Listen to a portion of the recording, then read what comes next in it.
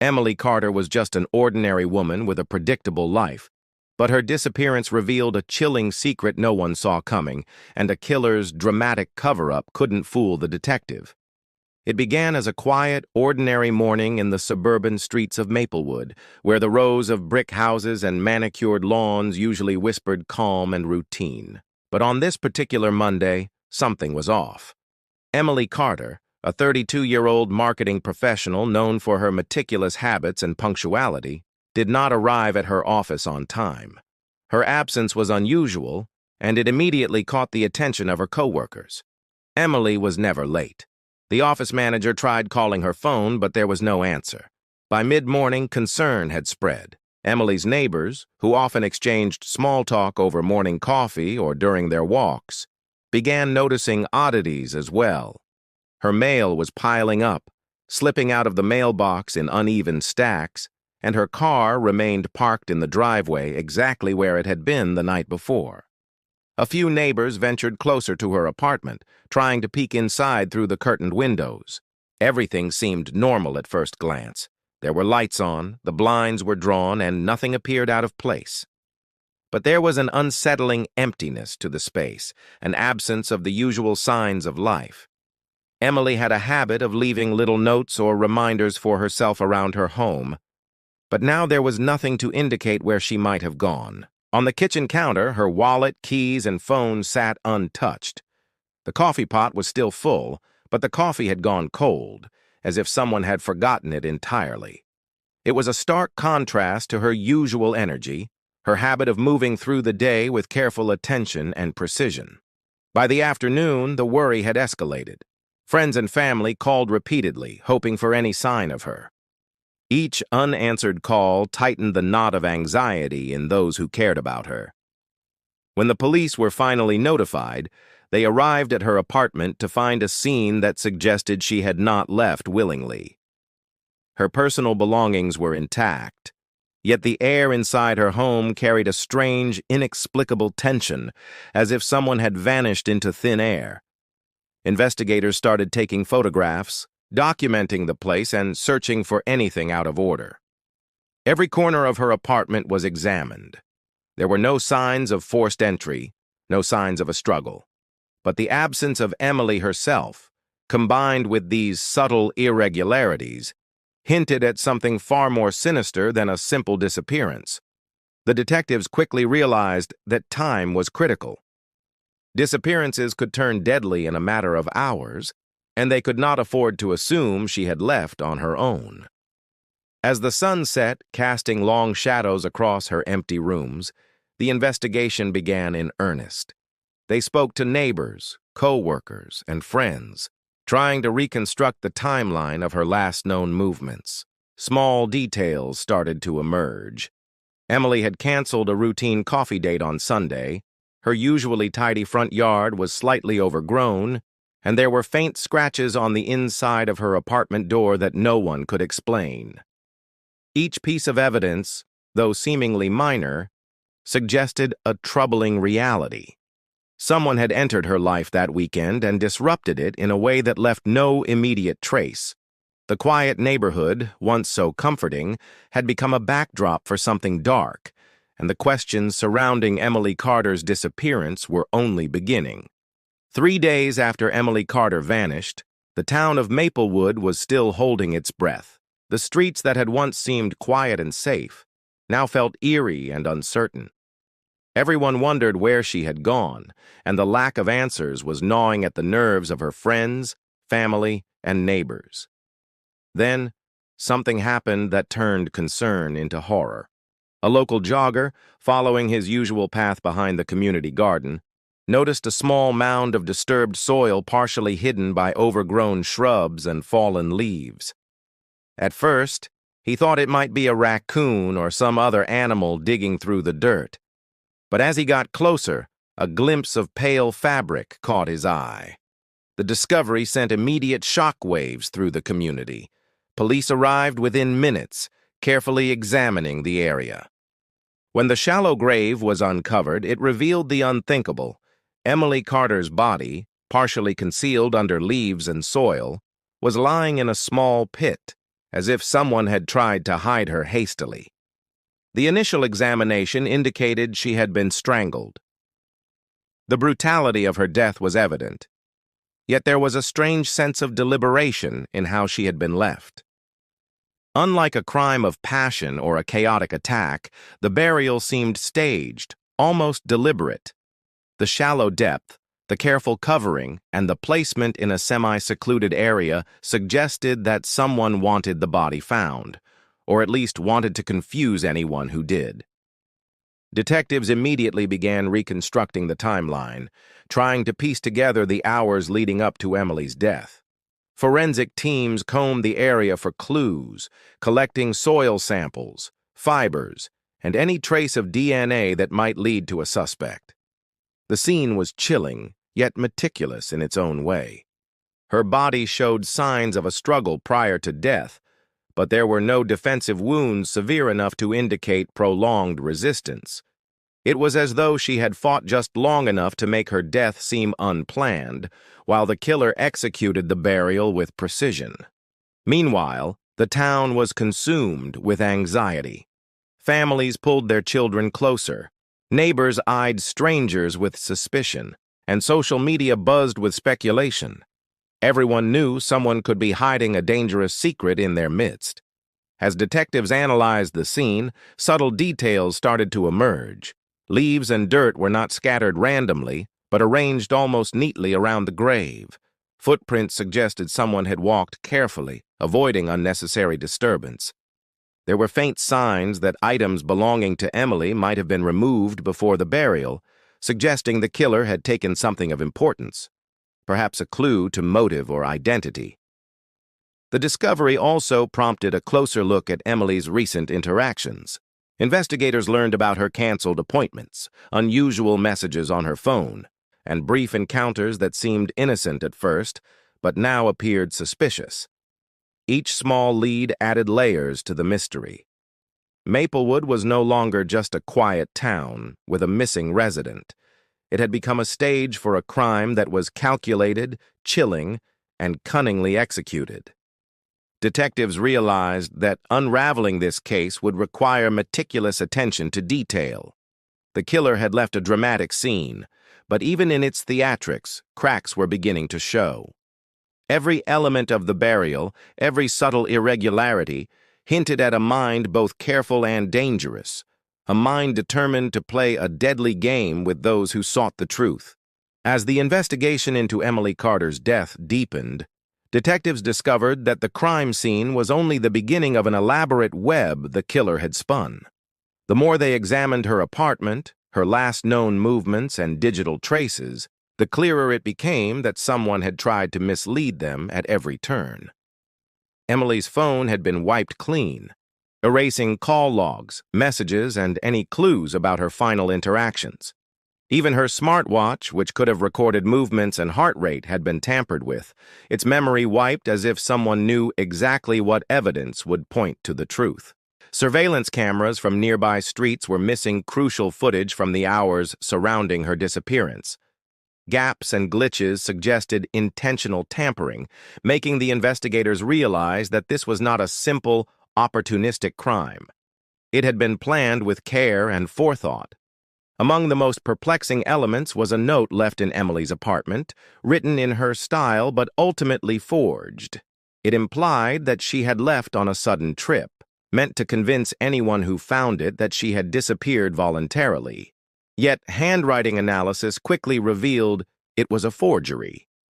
The detectives studied the apartment with painstaking detail, noting inconsistencies that even a casual observer might have missed.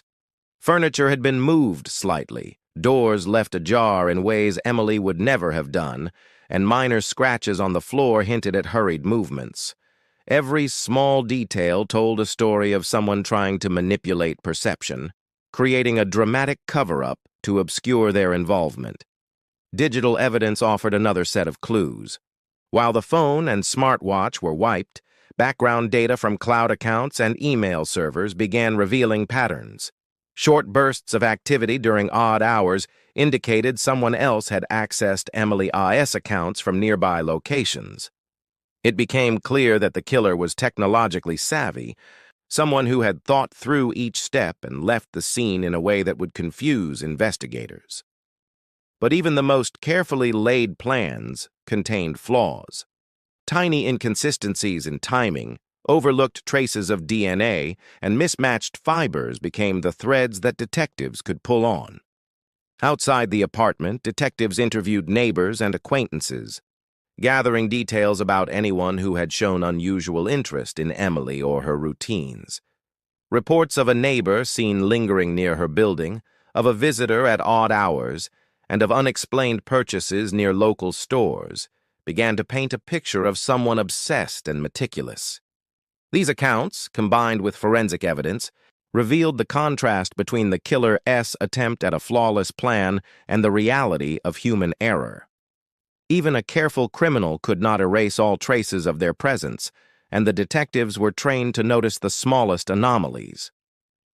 As the investigation progressed, it became increasingly clear that the dramatic cover-up was a reflection of the killer's personality, calculated, controlling, and desperate to control the narrative. But despite the theatrics, the inconsistencies were growing impossible to ignore. The more detectives examined the scene, the apartment, and digital footprints, the more the killer's careful illusion began to crumble. It was a chilling realization. Someone had tried to stage every detail, to orchestrate an entire disappearance, yet even the most elaborate lies could not hide the truth forever. The detectives knew that each tiny clue was a step closer to unmasking the person behind Emily Carter's death, and that the killer's confidence in their plan was about to be their undoing. The detectives had been piecing together Emily Carter's final hours for days, following leads that seemed small and inconsequential, but gradually began forming a pattern. Every detail mattered, from the timing of security footage to purchases made at nearby stores. One lead stood out. A neighbor, someone who had lived next door for years, had given conflicting accounts of his whereabouts during the critical hours of Emily's disappearance. At first, his alibi seemed plausible, but further investigation revealed inconsistencies. Surveillance footage from streets a few blocks away showed someone matching his description moving near Emily's apartment at the time she vanished. Forensic evidence soon reinforced these suspicions. Fibers from Emily's clothing were discovered on the suspect's jacket, and traces of her DNA were found in his apartment, hidden in places that seemed deliberately overlooked. Investigators realized the killer had attempted to eliminate all evidence linking him to the crime, but forensic science had recorded it before he could erase it. Digital records provided additional confirmation. His phone showed short bursts of GPS activity near Emily's home, and purchases of gloves and cleaning supplies around the time of her death suggested premeditation. Every piece of evidence, once connected, created a timeline that could not be explained away. The detectives also uncovered patterns in his behavior that painted a picture of obsession and meticulous planning. He had been monitoring Emily's routine for weeks, noting when she left for work, when she exercised, and when she met friends. The note left in her apartment, the staged burial, and the tampering with electronics were all part of a carefully orchestrated attempt to mislead investigators. But in his effort to control the narrative, he had left traces that a trained eye could follow. The more detectives analyzed the situation, the more they realized that the killer's need to appear clever and dramatic had become his greatest weakness.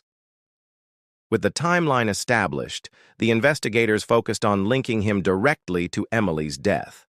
They reconstructed his movements, confirmed his proximity to her apartment, and documented his access to the tools he would have needed to execute the murder. Witnesses recalled brief but unusual interactions with him that now took on a chilling significance.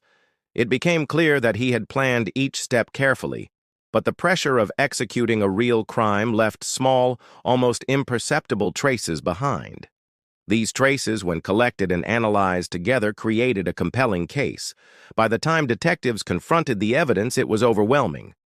The neighbor's calm and cooperative demeanor, once seen as innocent or benign, now appeared calculated. He had attempted to manipulate the investigation with false statements and misleading actions, but the evidence was undeniable. The staged cover-up, the attempted erasure of digital footprints, and the carefully planted alibi had all failed to hide the truth. Step by step, investigators had unraveled his carefully constructed facade, exposing a murderer who believed his planning was infallible. In trying to outsmart the detectives, he had only revealed himself more clearly, setting the stage for the final chapter of justice. The case against Emily Carter, E.S. neighbor, moved swiftly once the detectives had pieced together the timeline and collected irrefutable evidence. The trial became the focus of the town and even attracted attention from the state's media, all captivated by the shocking crime and the elaborate cover-up that had failed so spectacularly. Courtrooms were filled with people eager to witness justice unfold, while the victim's family sat silently, clinging to the hope that the truth would finally be fully revealed.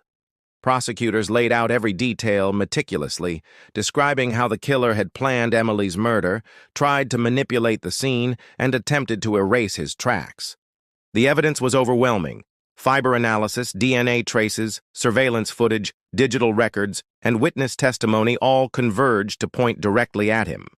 Throughout the trial, the full scope of the killer's meticulous planning came to light. The staged note in Emily's apartment, the cleaned surfaces, the removed GPS and tampered surveillance footage, all were presented to the jury as evidence of premeditation. Experts explained how each seemingly small detail had been intended to mislead investigators, yet each step contained tiny errors that ultimately betrayed him. His carefully constructed story unraveled in court, and the jury saw how the dramatic theatrics he had relied on to cover his tracks had only drawn more attention to his guilt. The defense tried to argue that the evidence was circumstantial, attempting to cast doubt on the connections between the suspect and the crime scene. But the prosecutors methodically dismantled each claim, showing the pattern of obsessive behavior, the digital footprints, and the forensic links. It became clear that the killer had overestimated his ability to control every variable, underestimating the patience and thoroughness of the detectives. The jury, confronted with the breadth and depth of the evidence, understood that this was not a crime of opportunity, but a carefully executed act of malice. When the verdict was finally read, the courtroom held its breath. Guilty on all counts of first-degree murder, the judge sentenced him to life in prison without the possibility of parole. Relief and sorrow mingled in the air as the community began to process the end of a harrowing chapter. For Emily's family, the conviction offered a sense of closure, though the void left by her death remained profound. For the detectives who had worked tirelessly on the case, the verdict was a testament to the power of observation, persistence, and attention to detail. In the weeks that followed, Maplewood slowly returned to a sense of normalcy, but the story of Emily Carter's death lingered as a chilling reminder. The killer's dramatic attempt to mislead the world had failed because truth, no matter how deeply buried, has a way of surfacing. Even the most elaborate cover-ups, carefully staged and meticulously planned, cannot hide the reality forever. The case became a lesson in vigilance and determination, showing that justice is rarely instantaneous, but, with careful effort, it is achievable. Emily's story remained etched in the memory of the town, a testament to the perseverance of those who refuse to be deceived, and a warning that no one can outsmart the truth indefinitely.